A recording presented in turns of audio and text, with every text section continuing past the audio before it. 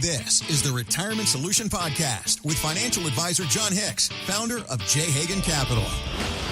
3 retirement rules that some believe are outdated and you should not be applying to your plan.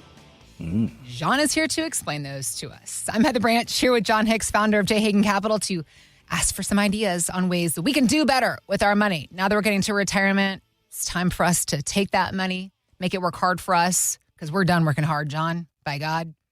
Take this job and shove it. That's an old song. That's an old song. But it goes way back, our work efforts, because this whole conversation stems from, there's this website. The website is called thetop10.com, and it is just one top 10 list after another, just just all these different kinds of, it's a great, if you need like a brain break and you're looking for some funny things to laugh at, it's a good website to check out. One of the posts was the top things that we learned in school that are now totally useless. Number 1 on this list, learning how to play the recorder. I think that's just rude. I mean, hot cross buns, like, show some respect. My kids, I remember, so I have a 5th grader. And so I think it was last year, the year before, maybe it's 3rd grade. And she had the recorder. And I asked her the other day, I was like, can you play any of that? And she's like, absolutely not. No. I mean, maybe a kazoo. The recorder, it does nothing for her at all. She can't do any of it. No. Other things on the list, memorizing the periodic table or the first 25 numbers of pi. As in PI, not the pie you eat. You're a math nerd, so you probably 3.147 I don't remember all of it anymore. Literally the calculator does it pretty quickly. Then there are other things on this list, like long division, long multiplication, writing cursive. And I'm like, I get why some people find that useless just because of technology. But sure. I still think having some basic life skills is a good thing in life. One of the things we were working on with the little one, just to make sure she understood, is like we forced her to do it, 2 years ago when she was in 3rd grade, memorize the multiplication tables from 1 through 12. Yeah. Not complicated, but she is so much faster at so many of the other kids just because she memorized that. Yeah. And I'm not going to lie to you. Sometimes 7 times 8 and 6 times 7, I get those like 42, you 56. You have to pause for a second. I have to pause for a quick second. I'm like, But last year when we were going over it with her again, and we do it during the summer sporadically, I was like, man, see, it's good. It just keeps you sharp. It's like playing those crossword puzzles on your phone rather than just doom scrolling. It's good for the mind, keeps you sharp. Absolutely. Now, when we get to retirement, and we hope to be doing more things like, puzzles, spending time with their grandkids, that kind of thing. Let's talk about the outdated retirement rules that are still around, that many people still abide by, Jon, but that you believe are defunct and we should not be applying to our plan. Yeah, when it comes to retirement, a lot of people still, they hear things and they read things that have been basically archaic for a long period of time. Yeah. I'm going to hit the big 3 today because, again, it's not because they're so disastrous. It's just that for some people, they could really cause them to make some really poorly done missteps. Okay. So the first one is the 4% rule. So in the 1990s, there was some guru that came out and said the 4% rule, you take 4% of your savings annually, adjust that for inflation, and you should be good during retirement. Well, here's the problem. He did not have enough years. Back in the 1990s, people weren't lasting to nearly 100 years old. And so because of that, it was only based on 30 years of retirement. But we typically, daily, we see people and our clients that they retire in their 60s at like, say, 62. And 30 years is not enough, especially if they have a younger spouse. So we need the money to last for longer. 40 years is more appropriate. And frankly, I don't think that 4% is a very good number in general. When you look at the math, we have clients all the time. They're like, Jon, should I pull out 4%? They can pull out 20% in some years. So the question is, do you just want to be the richest person in the graveyard, or do you want to spend the money that you're capable of spending basing on your needs? So the 4% rule is a rule of thumb. I think it's good just to get an idea in your mind. What should you spend? Yeah. Because in the beginning, it also is pretty similar to your RMDs when you get to 73, right? Okay. But for the rest of us, I have seen it be disastrous if they're trying to pull money out and we had a major market meltdown. Right. We haven't seen one in a while. 2022 wasn't very good, but 2008 put a lot of people, kicked them square in the keister, and it took them a long time to get back. Also, because 2008, the effects lasted longer, right? Like, I feel like the ones we've seen since then have been short spurts. We've recovered very fast. We haven't had to endure for many years.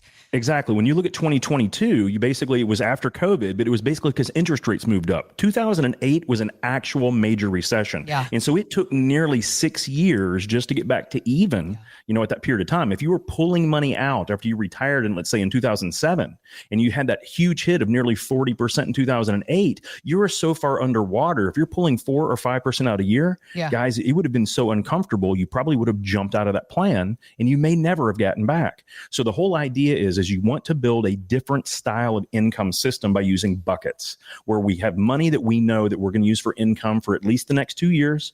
Then we have a middle bucket that's built to create income for the next 10 to 20 years.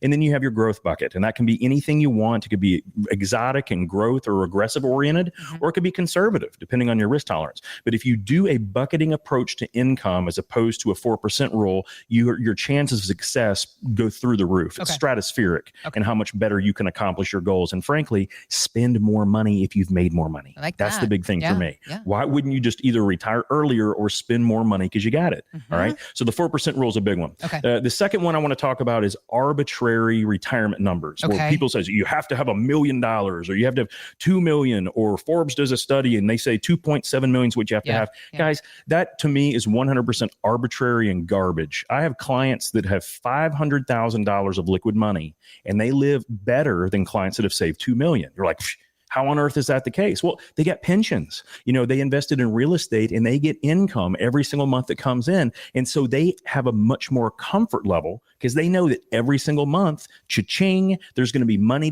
deposited to their account. And they can spend that money because the very next month, guess what's going to happen? Cha-ching, they get another check in their account. It's very different. So you do not have to have an arbitrary number like $1 million or 2 million or 3 million. What you have to do is proper math. What does it really cost you to sustain your standard of living in retirement? When you're working, if someone says, well, we've been making $90,000 a year, I'm like, do you like the way that feels? Well, then let's try to keep you on $90,000 a year and let's knock out a couple small things. Travel costs, things like that, work associated expenses you wouldn't have had. But then you have to replace those with travel more, hang out with the grandkids more. Probably, even though everyone says, well, I'm going to cook at home more often. What typically happens is for your own social network, people go out to dinner more often, right?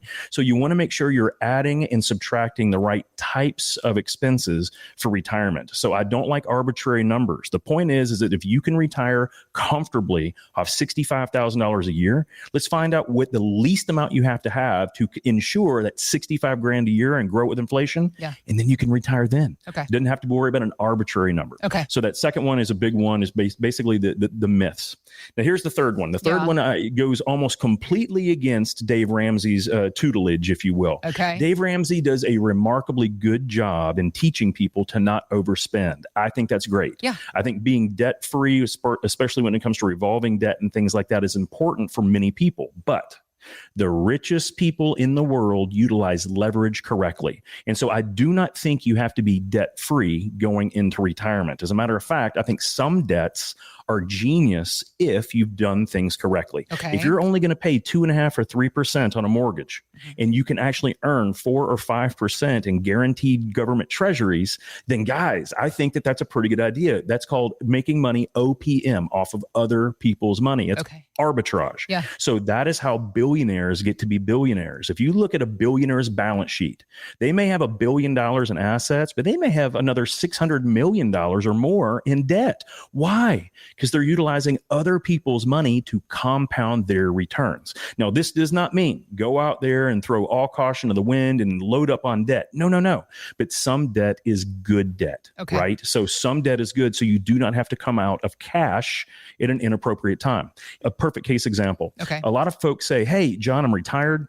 I really don't want a car payment. I'm going to take $85,000 out and buy a new Cadillac. And every single time I just ask, how long did it take you to save $85,000? And they would say, well, I put around 15 grand in a year in my 401k. I'm like, right. So let's do the math. It took you 6 years to save that $85,000. Now, what is the interest rate that Cadillac is willing to give you, or your credit union or your bank? And they'll say, well, right now I can get one for like 3.5%. I'm like, whoa. That sounds kind of remarkably smart, doesn't it? Because we can get a CD paying better than 3.5%. You can keep your money in your account and have that investment pay for the car. Now, that is just one case example, because most people think, well, I've got $1 million, John. What is 85 grand? Well, Right. in the front end of retirement, it's a ton of money in some situations, especially if we have a downturn, right? Yeah. So those are some things to think about. So number one, make sure that the 4% rule is really not how you're applying your numbers. Number two, you don't have to have some arbitrary number. Be certain that you know what your math is. And the third one, I think that OPM, other people's money, using leverage, not being completely debt free sometimes, is remarkably smart. Those are the three things that if we just toss those out, a lot of people would have better looking math when it comes to their retirement futures. What outdated rules do not apply to your plan that you might accidentally be applying because, I don't know, you've heard them. Seems like a good idea. I mean, all of these sound like good things, John. 4% withdrawal a year. Don't have debt. Have a specific amount saved before I retire. It all sounds like a good idea, but it goes back to the bigger rule. Maybe the ultimate, the Quan rule is have a plan that's customized to you and your goals so you truly understand how these rules do or do not apply. That's it. And often these rules were made up to more easily explain to someone a complex concept, right? It's like, hey, well, if you just take 4% out, the problem is that anymore, especially in a market downturn, that can blow you up. You can actually get underwater and never be able to catch back up. And then you commit the one thing everyone's worried about, running out of money. So those things are big. I think the debt conversation is very interesting because it's really psychology. Yeah, that's It's really just making sure we understand, hey, if I'm not going to have a paycheck anymore, how do I make this payment? It's like your investments are making the payment for you, right? Whether it's a car, and that's a depreciating asset. That's not my favorite one, but a lake house or a condo in Florida or something like that. Those I think are better uses of leverage. I don't typically like asset depreciate, but still the concept is similar. Using leverage correctly is wise. RetirementSolutionShow.com is our website where you can go to start conversations with John and his team about these rules that you hear. So many of them, they are blanket advice. They start with a good idea, but does it really apply to you and your savings is why John and his team do what they do. They work to show you how things can work for you, ways you might be able to do better, and put it all together in a plan. We've also got links posted in the show notes, so you can just click there. Let's start helping you understand the rules that do apply for you. RetirementSolutionShow.com. Thanks for listening to the Retirement Solution Podcast with Jon Hicks. Begin the conversation about your savings plan with John and the team at J. Hagan Capital by visiting RetirementSolutionRadio.com. Be sure to listen to John's radio show, The Retirement Solution, Saturdays at 8 a.m. and Sundays at 9 a.m. on News Radio 840 WHAS. J. Hagan Capital Incorporated is not licensed in all 50 states. To find out if J. Hagan Capital Incorporated is licensed in your state, please call 502-690-5635. J. Hagan Capital Incorporated is not affiliated with nor endorsed by the Social Security Administration or any other government agency and does not provide legal or tax advice. By contacting us, you may be provided with information about insurance and annuity products offered through J. Hagan Capital, LLC, NPN number 1882794.